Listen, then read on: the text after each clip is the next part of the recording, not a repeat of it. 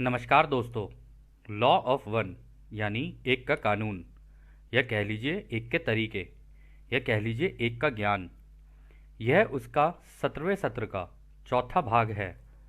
दोहराया जाता है कि इस किताब द्वारा दी गई सभी सूचनाएं और जानकारियां आप जान भी सकते हैं, मान भी सकते हैं, नज़रअंदाज भी कर सकते हैं और सिरे से खारिज यानी नकार भी सकते हैं, क्योंकि यह आपकी फ्री विल है जो कि अनंत रचयिता द्वारा आपको दी गई है। एक और बात कही जाती है कि लॉ ऑफ वन पूरी तरह से सबके लिए फ्री है। यदि कोई इकाई या व्यक्ति इसको निजी स्वार्थ के लिए इस्तेमाल करे तो वह उसकी व्यक्तिगत जिम्मेदारी होगी। एक बात और कही जाती है, यदि कोई व्यक्ति या इकाई इस लॉ ऑफ वन को अपनी भाषा में परिवर्तित करके दूसरों से साझा करना चाहे तो वह कर सकती है, क्योंकि यह भी उसकी फ्री विल है। तो पहला सवाल डॉन करते हैं, हमारी इस तीसरी घनत्वता में इस समय पर कितने स्तर हैं? तो रा कहते हैं तीसरी घनत्वता में भी अनंत स्तर हैं। तो दोस्तों यहाँ पर वो वही हो रहा है कि इस डेंसिटी के अंदर कितनी सब डेंसिटीज हैं। तो रा कह रहे हैं कि उसमें भी इन्फिनाइट है, उसमें भी इन्फिनिटी पे है। तो अगला सवाल डॉन कहते हैं, मैंने सुना है कि 7 सूक्ष्म और 7 देवचानिक प्राथमिक स्तर हैं, क्या यह सही है? तो दोस्तों यहाँ पर डॉन ने जो पूछा है ना, सूक्ष्म 7 सूक्ष्म और 7 देवचानिक प्राथमिक स्तर हैं। तो सूक्ष्म तो हो गए, मतलब हमारी बॉडी के मतलब अंदर घुसते घुसते घुसते घुसते 7 लेवल्स होते हैं, उन 7 लेवल्स के अंदर की बात हो रही है यहाँ पे। और देवचानिक स्तर जो होते हैं ये वो होते हैं जो देवी देवताओं के स्तर होते हैं, ठीक है, उसकी यहाँ बात हो रही है। तो रा कहते हैं, आप अपने आंतरिक स्तरों के कुछ अधिक बड़े स्तरों के बारे में बात कर रहे हैं। हाँ, यह सही है कि ऐसा है। तो डॉन कहते हैं, तो फिर सूक्ष्म स्तरों में कौन निवास करते हैं और देवचानिक स्तर में कौन निवास करते हैं? तो रा कहते हैं, इकाइयां अपने कंपन के कारण विभिन्न स्तरों में निवास करती हैं। सूक्ष्म तल के निचले स्तरों में विचारों के रूप से लेकर उच्च सूक्ष्म स्तरों में प्रबुद्ध प्राणियों यानी एनलाइटेंड बींग्स तक जो पढ़ाने सिखाने के लिए समर्पित होते हैं, वे निवास करते हैं। देवचानिक स्तर में वे लोग निवास करते हैं जिनकी प्राथमिक कंपन प्रेम और रोशनी की होती है। इन स्तरों से परे अन्य स्तर भी हैं। तो दोस्तों यहाँ पर जो उन्होंने कहा, जैसे हमारे यहाँ पे हमारे एनलाइटेंड टीचर्स आते हैं, और जैसे हमारे ऋषि महर्षि आए, और हर धर्म में अलग अलग तरीके के लोग आते हैं जो अपनी पढ़ाई को अच्छे से करके उस लेवल पे पहुंच जाते हैं जहाँ पे उन्हें एक का ज्ञान हो जाता है। फिर वो सीखते और सिखाते हैं दूसरों को, ठीक है, ये इनको एनलाइटेंड बींग्स बोला जाता है। फिर देवचानिक स्तर में वो ये कह रहे हैं कि ये वो लोग होते हैं जो उस लेवल पे पहुंच जाते हैं, जो सीखते सिखाते और अपने ऊपर काम करते करते, मतलब इस अभ्यास को करते करते वो रेनबो बॉडी में जब कन्वर्ट हो जाते हैं ना, उसको कहते हैं देवचानिक स्तर पे, कि अब वो सब कुछ हो चुके हैं, इस तरीके का हो जाता है फिर ये। तो आगे डॉन कहते हैं, तो क्या इनमें से क्या यह थोड़ा मुश्किल है? तो यहाँ पे थोड़ा सा कंफ्यूज हो जाते हैं डॉन। तो कहते हैं, क्या हमारे भौतिक स्तर में 7 उपस्तर हैं, यानी क्या हमारे शारीरिक रूप में जो अभी हमारा है इसके अंदर भी 7 लेवल्स हैं? तो रा कहते हैं, हाँ तुम सही हो, यह समझाना थोड़ा मुश्किल है। असीमित संख्या में स्तर हैं। आपके विशेष स्थान समय में मन शरीर आत्मा के 7 उपतल हैं। आप इन 7 स्तरों की कंपन प्रकृति का अनुभव कर पाएंगे जब आप भौतिक शरीर के ऊर्जा प्रवाह के केंद्र के अनुरूप विभिन्न स्तरों के अन्य लोगों से मिलेंगे। तो दोस्तों इसको समझने के लिए ना हम इस चित्र से समझने की कोशिश करते हैं कि यहाँ पर वो ये कह रहे हैं कि जब आप किसी से और से मिलने लग जाओगे ना, तो सबका ना ऑरा अलग अलग होता है। आप यहाँ देखेंगे बेसिक ऑरा है, रेड कलर का ऑरा, ठीक है, फिर उसके बाद अगला है आपका ऑरेंज कलर का ऑरा, फिर है आपका येलो कलर का ऑरा, फिर है आपका ग्रीन कलर का ऑरा, फिर है आपका इंडिगो, ठीक है, और फिर आपका है वॉयलेट। तो इस तरीके से जैसे जैसे व्यक्ति आगे आगे निकलता जाता है अपनी जानकारियों में, प्लस अपने आप के ऊपर काम करते हुए अपने आप का ज्ञान लेना शुरू करता है और अपने इस ऑरा को और मजबूती से जान पाता है, तो धीरे धीरे उसका ऑरा ना उसके आसपास छलकने लगता है। तो जब आप उससे मिलेंगे ना, उस व्यक्ति से, तो उसका ऑरा ही आपको अपनी तरफ आकर्षित कर लेगा। वो इस तरीके का होता है और हर किसी का अलग अलग होता है। किसी का बेसिक लेवल पे होगा, किसी का उससे ऊपर लेवल पे होगा, किसी का उसके ऊपर लेवल पे होगा। जो हायर चलते चले जाते हैं उनका ऑरा और हायर एंड पे जाता चला जाता है। तो आगे रा कहते हैं, अदृश्य या आंतरिक तीसरी घनत्वता वाले स्तरों में वे रहते हैं जो आपके जैसे जटिल प्रकृति के नहीं होते हैं। उनमें मन आत्मा का कोई रासायनिक शरीर नहीं होता है। फिर भी इन इकाइयों को एक सपने के भीतर, एक कृत्रिम सपने के विभिन्न स्तरों में विभाजित किया जा सकता है। ऊपरी स्तरों में यहाँ पर होने वाले गहन सीखने सिखाने के कारण ज्ञान को वापस अस्तित्व के बाहरी स्तरों तक पहुंचाने की इच्छा कम हो जाती है। तो दोस्तों वो ये कह रहे हैं कि जो बाकी होते हैं ना, वो तो तुम्हारे सपनों में आ रहे होते हैं। तो कभी कभी होता है ना कि हमारे सपनों में भी हम लोगों को ऐसे बींग्स होते हैं या कुछ लोग होते हैं जिनसे बात करने के लिए मिल जाती है, और जो हमें लगता है ये है तो कुछ अलग, लेकिन वो होते ही हम जैसे ही हैं, ठीक है ना। आत्मा के अलग अलग लेवल्स हो सकते हैं। तो यहाँ पे वो कह रहे हैं इनके शरीर नहीं होते, अदृश्य होते हैं ये, ठीक है। ये सपनों के द्वारा तुम्हें दे सकते हैं इन्फॉर्मेशन जो भी है, लेकिन इनका ज्ञान जो होता है वो हम लोगों से लेवल का होता है। तो ये विचार का रूप ले लेते हैं, मतलब विचार का आकार लेके रहते हैं, बस इतना ही है वो। तो आगे डॉन कहते हैं, तो क्या यह आवश्यक है कि एक समय में एक ही स्तर पर प्रवेश किया जाए जिससे कि हम इन स्तरों के माध्यम से तीसरे भौतिक घनत्वता में आगे बढ़ पाएं? तो डॉन भी यहाँ पर ये कह रहे हैं कि क्या ये ज़रूरी है कि कैसे पहले किसी एक ही लेवल को समझा जाए और फिर धीरे धीरे धीरे धीरे करके आगे बढ़ा जाए?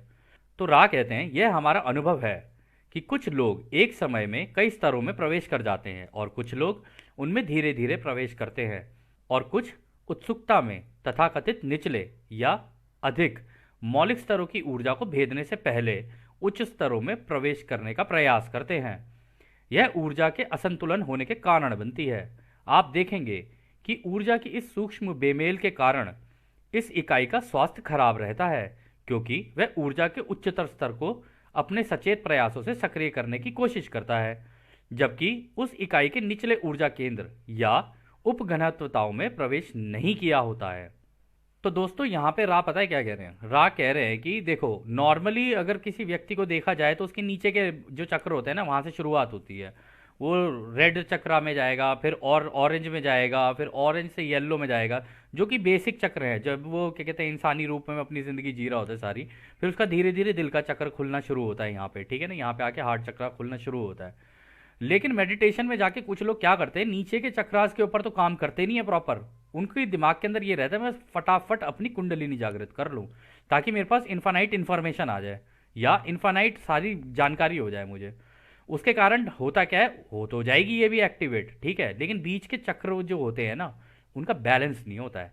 और जब उनका बैलेंस नहीं होता है ना, तो व्यक्ति बैलेंस में नहीं रहता, उसकी तबीयत खराब हो जाएगी, या स्किज़ोफ्रेनिया हो जाएगा, या इस तरीके की कोई ना कोई दिक्कत उसको हो ही जाएगी अगर उसने अपने साथ जोर ज़बरदस्ती करके इस तरीके से की। हालांकि ध्यान अवस्था में जोर ज़बरदस्ती नहीं होती, लेकिन ध्यान अवस्था में जाके कोई भी व्यक्ति ढूंढने की कोशिश करता है, ढूंढने की इच्छा व्यक्त करता है अपनी, तो ढूंढते ढूंढते ये हो सकता है कि वो अपनी कुंडलिनी जागृत कर ले, तो उस वजह से डिसबैलेंस भी हो सकता है। इसलिए अपने चक्रों को एक एक करके खोला जाता है। उसके तरीके बहुत हैं, आप बाकी और भी ट्रेडिशंस में देखेंगे या हर जगह देखेंगे ना, इनके तरीके होते हैं खोलने के, ठीक है। एकदम से ऊपर की तरफ नहीं जाया जाता है, धीरे धीरे धीरे धीरे धीरे धीरे खोले जाते हैं। और ये मेडिटेशन में धीरे धीरे ही होता है काम, ऐसे नहीं कि एकदम से ही उछल के सीधा यहाँ पहुँच गए कुंडलिनी पे। तो आगे डॉन कहते हैं, क्या ध्यान करने का कोई श्रेष्ठ तरीका है? तो रा कहते हैं नहीं, ऐसा कुछ भी नहीं है। तो दोस्तों ध्यान की कोई ऐसी चीज़ नहीं है, मतलब मेडिटेशन का कोई ऐसा नहीं है कि कोई एक ही पर्टिकुलर तरीका है, उससे आप करोगे तो उसी से ये चीज़ हो पाएगी। अब जैसे हमने आपको बताया हमें हेमिसिंक पसंद है, हम हेमिसिंक को बेटर इस्तेमाल कर पाते हैं। हमने और भी मेथड ट्राई किए थे पर नहीं हो पाया, कोई बात नहीं, हमें हेमिसिंक बेटर लगा। हालांकि है वो इंग्लिश में, लेकिन हमें वो सही लगा तो हम उसको कर लेते हैं, ठीक है ना। लेकिन कई लोगों ने उसी हेमिसिंक को हिंदी में भी ट्रांसफ़र करके उसको करने की कोशिश की और उन्होंने भी अच्छे खासे रिजल्ट पाए हैं। यदि आप लॉ ऑफ वन के बाकी जितने भी स्टूडेंट्स हैं जिन्होंने लॉ ऑफ वन सीखी, जो आज भी क्या कहते हैं सीखते जा रहे हैं इसको, जिन लोगों ने हेमिसिंक ट्राई किया है उन लोगों ने इसका इस्तेमाल अच्छे से किया है। परंतु हेमिसिंक केवल एक चीज़ है, तरीके बहुत है, बहुत सारे तरीके हैं ध्यान को करने के। विपासना भी है और भी बहुत सही तरीके हैं, बहुत सारे तरीके हैं, माइंडफुलनेस प्रोग्राम है, तरीके बहुत हैं। जिसको जो सूट कर जाए वो उसके अकॉर्डिंगली काम करे तो उसके लिए सही रहता है। तो आगे डॉन कहते हैं, इस समय चक्र के अंत के करीब हमारे ग्रह पर भौतिक क्षेत्र में पुनः जन्म कैसे निर्धारित किए जाते हैं। तो डॉन यहाँ पे पूछ रहे हैं कि अब जैसे हमारा जो युग है अब एंड पे आ चुका है, तो अब यहाँ पे जो लोग पैदा होते हैं उनका ये निर्धारित कैसे किया जाता है कि कौन आएगा कौन नहीं आएगा, इस तरीके से।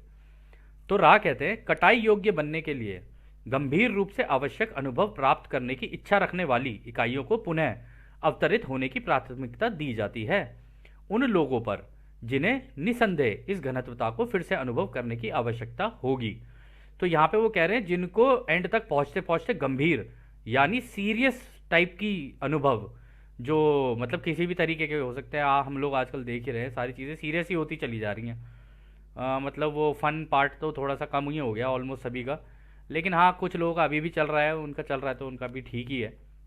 तो वो कह रहे हैं कि जब गंभीर रूप के होने लग जाते हैं ना, तो इनको लेने के लिए उनको जब पहले प्राथमिकता दे दी जाती है कि तुम पहले जाके अनुभव ले लो। क्योंकि गंभीरता में क्या होता है ना कि जब इंसान के ऊपर हल्का सा प्रेशर पड़ता है ना, प्रेशर पड़ता है तो वो इधर उधर भागता है, वो ढूंढने की कोशिश करता है। कई लोग ऐसे भी होते हैं वो ढूंढते नहीं है, वो तिलमिलाहट में आ जाते हैं, ठीक है, वो मतलब गुस्से में आ जाएंगे या कुछ कर देंगे। लेकिन कुछ लोग गुस्से में नहीं आते हैं, अपना संतुलन बना के ना ढूंढने की दिशा में निकलते हैं। तो इस तरीके के गंभीर जब उनके ऊपर ये चीज़ें आके पड़ती हैं ना, तो ये उनके लिए कैटलिस्ट का काम करती हैं। कैटलिस्ट हो गया यानी एक माध्यम का काम करती है, जिसकी वजह से वो तेजी से, हो सकता है कि क्या कहते हैं अध्यात्म की तरफ ना जाके कोई और रास्ता चुन ले, लेकिन रास्ता वो कोई ना कोई तो चुन ही लेंगे। ऐसा होता है, मतलब दूसरों की सेवा का या खुद की सेवा का, ऐसा ही होता है। तो आगे डॉन कहते हैं इस प्रकार का विनियोजन कितने समय से चल रहा है। तो रा कहते हैं यह तब से चल रहा है जब पहली व्यक्तिगत इकाई इस घनत्वता के पाठों को सीखने की अपनी आवश्यकता के प्रति सचेत हुई। यह शुरुआत थी जिसे आप कंपन द्वारा वरिष्ठता कह सकते हैं। तो दोस्तों यहाँ पे वो ये कह रहे हैं कि ये जो आने का, लोगों के लाने का, यहाँ पे ये जो चीज़ें चल रही हैं कि जो लोग यहाँ पे पैदा होते हैं, तो यहाँ पे रा ये कह रहे हैं कि ये शुरुआती दौर से, जब से पहला इंसान यहाँ पे बना ना, तब से ही ऐसे चले जा रहा है। पहले ने फिर और हुआ, फिर उनसे और हुए, फिर उनके बच्चे हुए, फिर उनके बच्चे हुए, फिर वहां से वरिष्ठता होती चलेगी। जो पहले के थे वो पहले आएंगे और जो बाद में हुए वो उनके बाद में आएंगे। तो ये एक एक बड़े ही मतलब सेट पैटर्न के अकॉर्डिंगली काम करता है कि हाँ पहले जो पैदा हुआ वो जब मर के जाएगा, इतने में उसके जितने भी बच्चे बच्चे ये सारी चीज़ें हैं, फिर वो कहीं और पैदा होंगे। इस तरीके से करके वो एक लेवल में चीज़ चलती रहती है। तो जो पहले आया उसको पहले प्राथमिकता दी जाती है। तो अगला सवाल डॉन करते हैं, यह कंपन द्वारा वरिष्ठता क्या होती है। तो रा कहते हैं यह इस सत्र का अंतिम पूरा प्रश्न होगा। कंपन द्वारा वरिष्ठता एक सुविधा है, एक के कानून के तरीकों का पालन करते हुए कटाई योग्य व्यक्तियों को प्रोत्साहित करती है। प्रत्येक व्यक्ति को कटाई के समय के बारे में जागरूक होने और अपने मन, शरीर, आत्मा को सीखने सिखाने की ओर मोड़ने की आवश्यकता को प्राथमिकता दी जाती है, ताकि उस व्यक्ति के पास सफल होने का सबसे अच्छा मौका हो। तो दोस्तों यहाँ पे पता है रा क्या कह रहे हैं? रा कह रहे हैं कि उन लोगों को भी पहले भेज दिया जाता है कि, या कह लो वो लोग चुनकर आते हैं पहले कि या अब जाके ना यहाँ पे चीज़ें उठापटक होंगी। अब उठापटक होंगी तो प्रेशर बिल्ड होगा, प्रेशर बिल्ड होगा तो उसमें तेजी से निकलना आसान है क्योंकि कैटलिस्ट का काम करेगा वो।